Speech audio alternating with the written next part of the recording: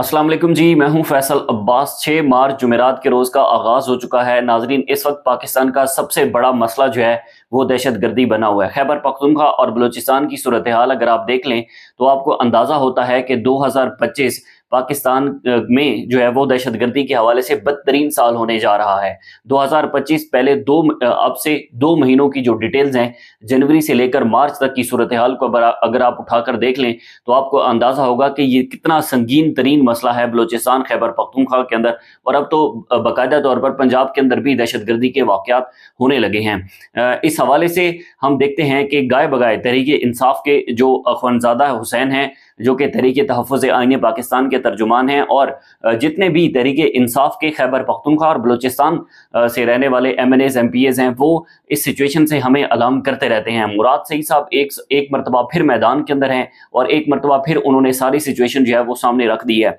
क्योंकि बाकायदा तौर पर जो माहौल बनाया जा रहा है उस माहौल से हमें लगता है कि हमारे सर के ऊपर एक नई जंग जो है वो शुरू होने लगी है। कि पाकिस्तान की ISI ने अमेरिका की CIA के साथ मिलकर जो एक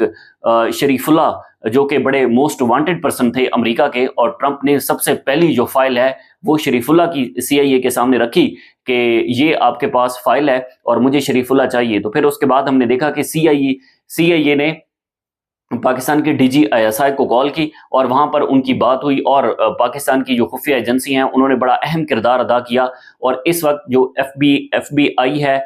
ISI और फिर उसके बाद CIA, इन्होंने मिलकर ये कारनामा सरअंजाम दिया और शरीफुल्लाह की इस वक्त उनको गिरफ्तार करके अमेरिका पहुंचा दिया गया है और उनको कल अदालत के अंदर पेश किया जाएगा। तो ये जो सूरत हाल है ये बिल्कुल आउट ऑफ कंट्रोल है। ये सूरत हाल हम इसके मुतहम्मिल नहीं हो सकते, पाकिस्तान इसका मुतहम्मिल कभी भी नहीं हो सकता, क्योंकि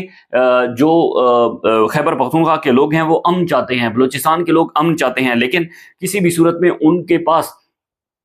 ऐसी सूरत हाल है नहीं। अब मुराद सईद साहब ने जो ट्वीट किया है मैं समझता हूं बड़ा ही अहमियत का हामिल है। वो लिखते हैं कि नरेंद्र मोदी हुकूमत के पिछले दौर से पाकिस्तान के हवाले से अपनाई गई पॉलिसी को डॉक्ट्राइन कहा जाता है। इस डॉक्ट्राइन का सबसे अहम नुक्ता पाकिस्तान को अंदरूनी तौर पर तकसीम करना, यानी कि खुदा न खास्ता बलूचिस्तान, साबिक फाटा और गिलगित बल्तिस्तान को पाकिस्तान से अलहदा करना था, और दूसरा घर में घुसकर मारना, जिसके तहत हालिया दिनों में इन अफसरान और अफराद को निशाना बनाया गया जिनका कश्मीर समेत इंडिया के लिए बाइस तशवीश दीगर महाजों पर कोई कलीदी किरदार रहा था। मुराद सईद साहब इस खतरे का जो है वो अंदेशा कर रहे हैं कि खुदा न खास्ता गिलगित बल्तिस्तान, बलूचिस्तान और खैबर पख्तूनख्वा जो है वो पाकिस्तान से अलहदा हो जाए, जैसी सूरत हाल बनाई जा रही है। वो कहते हैं कि चंद हफ्ते कबल जिले इलाई के हर कारे के दौरा ताजिकिस्तान के हवाले से गुफ्तगू में रजीम के एक टाउट की जानिब से अजियत दवाल डॉक्ट्राइन का हवाला दिया गया कि पाकिस्तान ने भी इस पर अमल पैरा होने का फैसला किया है। कई दिन तक अस्करी ज़राए की जानिब से इस बयान की वजाहत या तरदीद का इंतजार करता रहा। साथ ही इस बयान को ताजिकिस्तान के दौरों और वाखान का जो रडार है उसके हवाले से बयानात, फिर कश्मीर पर बदलते मौक़िफ़, फ़लस्तीन के मसले पर 2 रियासतों के क़याम का बयानिया और मुल्क पर नई जंग मुसल्लत करने की कोशिशों के तनाजुर में जांचा तो वाज़े हुआ कि ताकत को दवाम देने की ख्वाहिश ने काबिज़ अफरियत की सोचने समझने की तमाम सलाहियतें मफलूज कर दी हैं। उसके बाद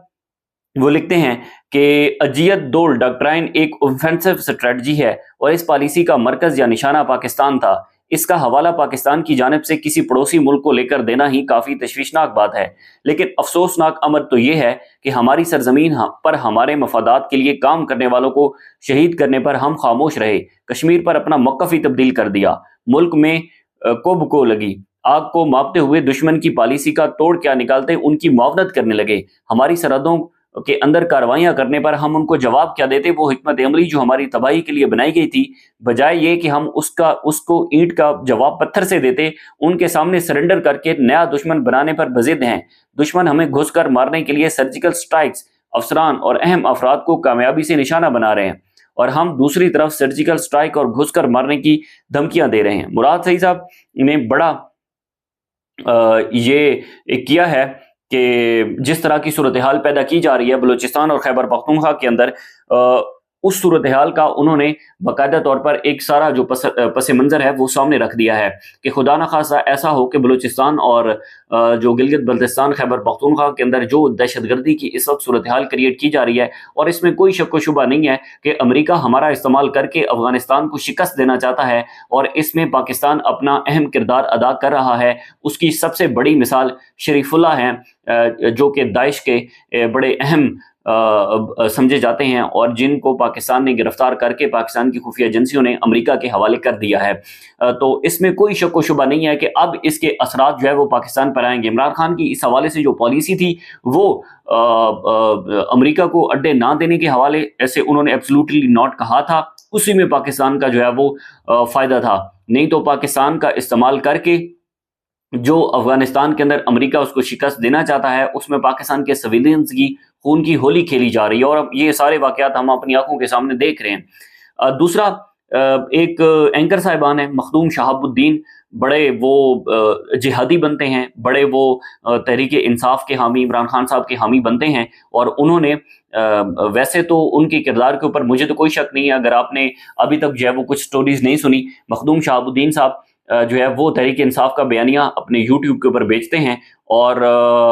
वो उस काले चैनल के साथ भी काम कर रहे हैं, जो काला चैनल इस वक्त भरपूर तहरीक इंसाफ को क्रश करने के हवाले से और रियासती बयानिए को प्रमोट करने के हवाले से इस्तेमाल किया जा रहा है। और सबको पता है कि वो आज़ाद डिजिटल प्लेटफॉर्म किसका है, उसके पीछे कौन है, इसमें कोई शक व शुबा नहीं है। अब मखदूम शहाबुद्दीन साहब ने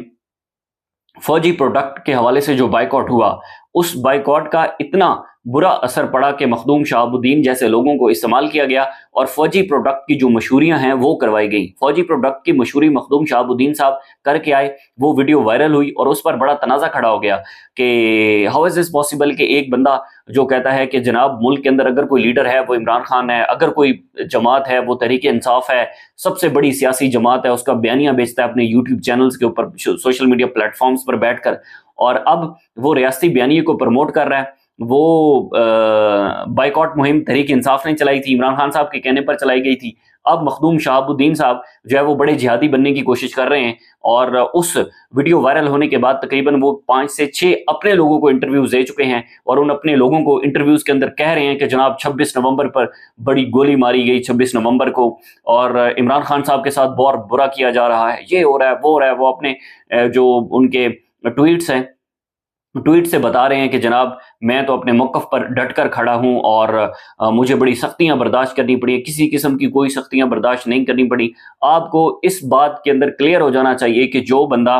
रियासती चैनल के साथ, आज़ाद डिजिटल प्लेटफॉर्म के साथ काम कर रहा है, वो हो ही नहीं सकता कि रियासत उसको तंग करे, हो ही नहीं सकता कि उस पर किसी किस्म का कोई प्रेशर हो, उसकी फैमिली के ऊपर किसी किस्म का कोई प्रेशर हो। ये सारी बातें हैं, और इस किस्म का जो लोग भी बयानियां बेचते हैं, फिर ज़ाहिर है उन्हें इस बात का खदशा होता है कि कल को तहरीक इंसाफ के जो कारकुनान हैं या जो लोग हैं